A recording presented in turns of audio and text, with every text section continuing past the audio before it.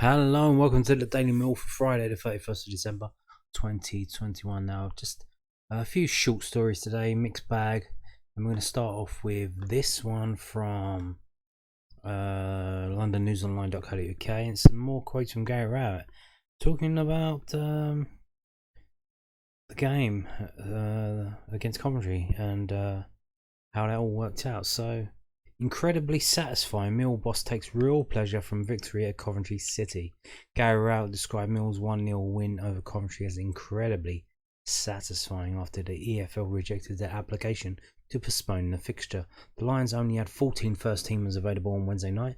Tom Bradshaw's 79th minute goal earned a 1-0 win over playoff rivals.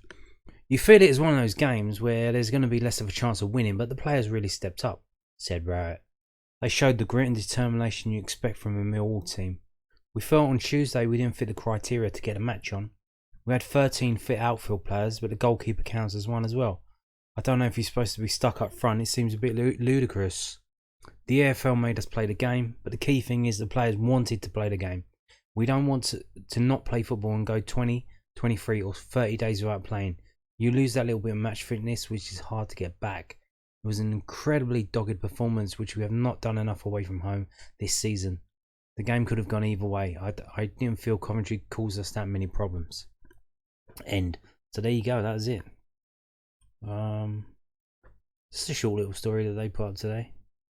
Moving on now to this from News at Den about George Evans. Millwall's George Evans impatient to return after tough Christmas following positive COVID-19 test.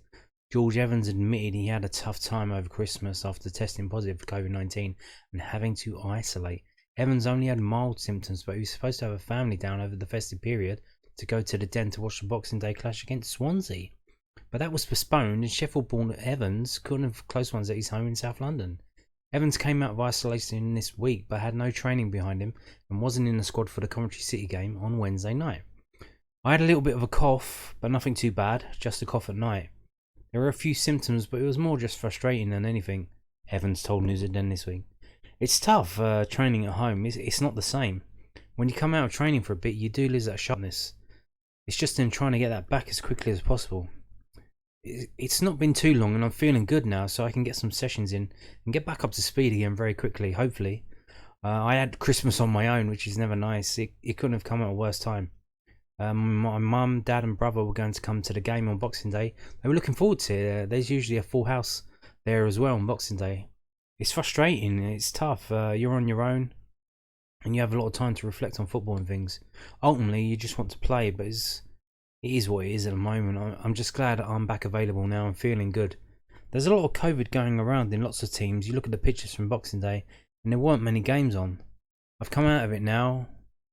And to go and play a game, you like to think in your head you can do it, but obviously the sports scientists could say something different. As players in a club, we all want the games on. It's just about managing the players. I don't personally know the implication and risk of it all, but I'm guessing that you've not been training all week and then it's not ideal preparation going and playing a game. It's just such a weird subject. I don't know what the answers are. I've got no idea. It's way above my head, obviously. You just want to play if you feel fit and ready to do so, but we know it's not quite always within your control. It affects your lungs and things like that, but it affects people differently. Not too many people know much about it. Some people can really suffer with it, and some can be asymptomatic. It's a strange one, and it's unknown, but what's the best way around it for some people?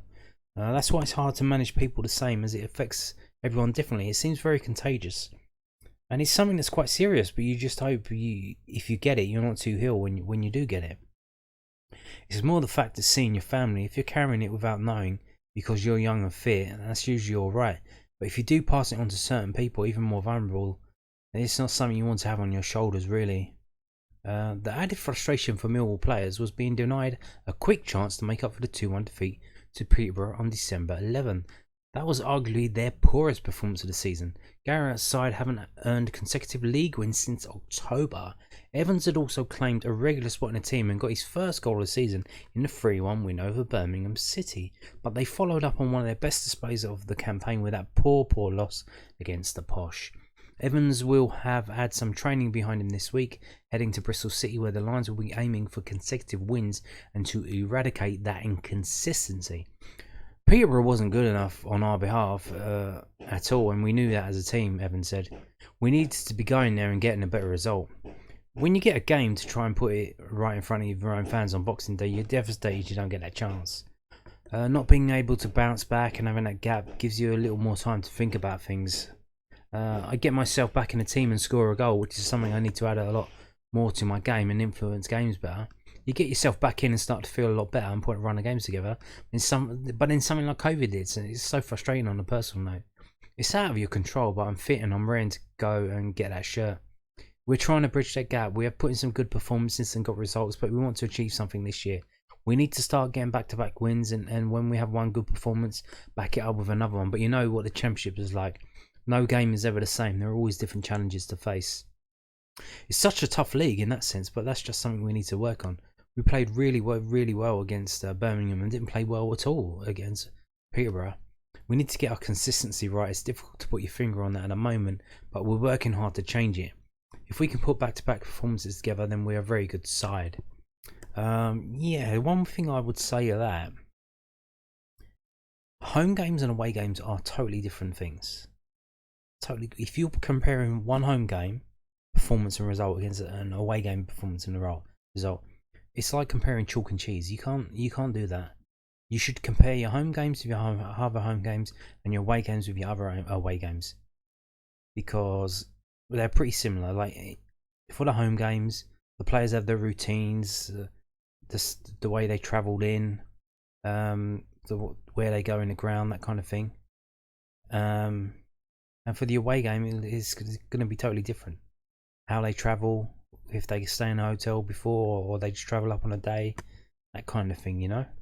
And it's totally different to compare home games and away games. You shouldn't really be doing that. So you would compare the Coventry game with the Peterborough game, because they were both away games, and that was a lot better against Coventry. When we had no right to be there, with all the problems we had, but it was fantastic. And I think Gary Rowett said it before. Like, I think it was against Stoke City. We thrive in the chaos. Create the chaos, and we're going to be thriving in it.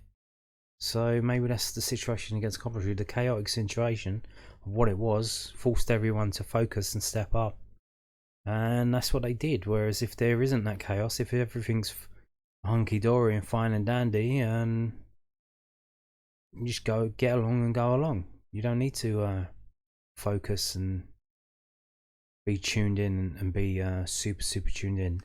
So there you go. I don't know. So moving on now to this. This is from news@den.co.uk, and it's regarding Tyler Bureys. Millwall received requests from Hartlepool United to extend Tyler Bureys' loan until the end of the season. Hartlepool United say they are waiting on an answer from Millwall after requesting to extend Tyler Bureys' loan until the end of the season. Bureys, 20, joined the League Two side in the summer until January 1. The attacker made an instant impact, assisting on his debut and scoring 3 consecutive games as he was nominated for August's Player of the Month in the 4th tier, but Bureys then suffered a serious hamstring injury in September and only returned to action for Hartlepool on Boxing Day as a substitute in their 3-2 defeat at Mansfield. The Lions have had their options diminished in recent weeks, and boss Gary Rowett told News then this month that the club would assess Bureys' immediate future. Rowett named 15-year-old Zach Lovelace on the bench against Coventry City on Wednesday before handing the attacker his debut. Hartlepool boss Graham Lee revealed his club are aiming to keep Bureys for the rest of the season. We've inquired about him. We've requested to extend his loan, Lee told the Hartlepool Mail. I've asked the question again today because we all saw Millwall put a 15-year-old on the bench and brought him on because their numbers are so low, so they're accessing their squad, and we're just waiting for that answer. We've requested to extend the loan until the end of the season. If we can, brilliant, but we're waiting on Millwall because obviously the situation with what they've got going on there. Every club has to assess their squads before they get the green light. Yes, and I brought this up before regarding Alex Mitchell before, is these players can come back to Millwall so they can get called back from, well, he's loan ended, Tyler Bureys loan ended, but the ones that are out on loan for a season-long loan, which I think is just Alex Mitchell and Isaac Loffey, they could get called back by Millwall in January, play for Millwall in January, and on that last day of the transfer deadline day, they can go out on loan again to the clubs that they were loaned for, because you're only allowed to play for 2 clubs in a calendar year. I think that's what it was before, which was brought in after the Carlos Tevez situation. You got all these dodgy clubs selling and buying players between each club, and they were doing like 3-4 transfers in a year for the same player, and like, so the authority stepped in and put a kibosh on that and said no, only 2 in a calendar year, or in a season year. I don't know when it goes. I think it's from June to May, or July to June, maybe. But yeah, so they could come back to Millwall, play for Millwall, go back out on loan to the clubs that they were already on loan at, because then they would have only played for Millwall and Hartlepool, Leyton Orient, Sutton United. So that is a possibility. So we will see. There's a game on Sunday against Bristol City, so I probably expect Tyler Bureys will be on the bench for that. Or he might even start, I don't know. But so I expect him to be involved on January 2nd, and Hartlepool will just have to wait, to be honest with you. We've got Jed Wallace out, so I'm not comparing Tyler Bureys to Jed Wallace, but plays in similar positions, so I think we'll need to keep Tyler for a while, and then we'll see what's happening. So I told you the Bristol City game is on Sunday the 2nd. It is a 1 PM kickoff, and you can see here, this is from livefootballontv.com, and the game is on the Sky Sports red button if you're interested in that, if you pay for Sky Sports and you think, what the hell am I paying for? I don't watch any of these games. I don't want to watch Crystal Palace versus West Ham in the Premier League at 5:30 on a Saturday. Well, you got some good news, because Bristol City versus Millwall is on the Sky Sports red button, and you can watch it on that. But there's more. It's also on iFollow Video Match Pass. You can watch it on iFollow. We couldn't watch the Coventry game live. You can watch it now if you want. If you've got an iFollow account, just a box standard one, I think you can still watch it with that. The one that's like 45 quid a year or something like that. That's the one I've got, and you get the audio commentary, and you get the highlights and all the videos and whatnot. But you have to pay for Video Match Pass game by game. So yeah, so there you go. The game is on Sky Sports red button, and it is on iFollow Video. So there you go. It costs 10 quid for iFollow Video. You can sign up for an account. You can get a free account. You don't have to subscribe. I think it's like a basic account, and then pay £10 for the game. And that's up to you. But I will be doing that. So I don't fancy travelling to Bristol City on an early January morning. I'm not up for that.